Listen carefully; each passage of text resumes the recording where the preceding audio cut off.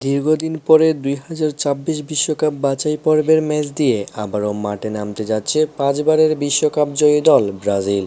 ২০২৫ সালের মার্চ মাসে আন্তর্জাতিক বিরতিতে এই ম্যাচগুলো খেলবে ব্রাজিল টিম।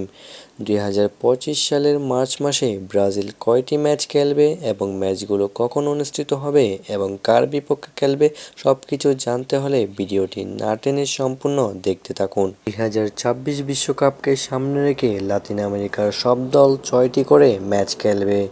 এই ম্যাচগুলো দীর্ঘ কয়েক মাস পর পর অনুষ্ঠিত হবে। ২০২৬ বিশ্বকাপকে সামনে রেখে ব্রাজিল টিমও ৬টি করে বাছাই পর্বের ম্যাচ খেলবে। এর মধ্যে ২০২৫ সালের মার্চ মাসে ব্রাজিল বাছাই পর্বের ম্যাচ খেলবে দুইটি। এই দুইটি ম্যাচ ব্রাজিলের জন্য অত্যন্ত গুরুত্বপূর্ণ, কেননা এই ম্যাচগুলো জিতলে ব্রাজিল টিম লাতিন আমেরিকা অঞ্চলের সবার আগে ২০২৬ বিশ্বকাপের যোগ্যতা অর্জন করতে পারবে। ব্রাজিল ২০২৫ সালের মার্চ মাসে বাছাই পর্বের ম্যাচ দুইটি খেলবে কলম্বিয়া ও আর্জেন্টিনার বিপক্ষে। ইতিমধ্যে Brazil coach Dorival Junior Colombia ও আর্জেন্টিনার বিপক্ষে ম্যাচের জন্য ২৩ জনের স্কোয়াড ঘোষণা করেছে। ব্রাজিলের আগামী ম্যাচগুলোতে এই ২৩ জনের স্কোয়াডে জায়গা করে নিয়েছেন নেইমার জুনিয়র।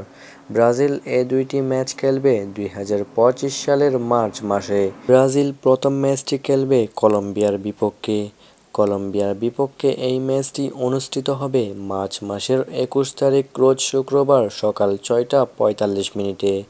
আর ব্রাজিল দ্বিতীয় ম্যাচটি খেলবে বর্তমান চ্যাম্পিয়ন আর্জেন্টিনার বিপক্ষে। আর্জেন্টিনার বিপক্ষে এই হাই ভোল্টেজ ম্যাচটি অনুষ্ঠিত হবে মার্চের ২৬ তারিখ সকাল ৬ ঘটিকায়। তো দর্শক বন্ধুরা, আপনাদের কাছে কি মনে হয়, ব্রাজিল কি এই দুইটি ম্যাচ জিততে পারবে তা কমেন্টের মাধ্যমে জানিয়ে দিন। আর আপনি যদি ব্রাজিল এবং নেইমারের ভক্ত হয়ে থাকেন তাহলে চ্যানেলটিকে এখনই সাবস্ক্রাইব করে দিন।